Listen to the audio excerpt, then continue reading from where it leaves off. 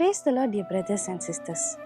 ஏதோ ஒரு சூழ்நிலை உங்கள் வாழ்க்கையில் நடக்க போகிறத குறித்து நீங்கள் ரொம்ப பயந்து கர்த்தர்கிட்ட நான் என்ன செய்ய போகிறேன்ட்டுன்னு மனம் பதறி உக்காந்துருக்கீங்களா?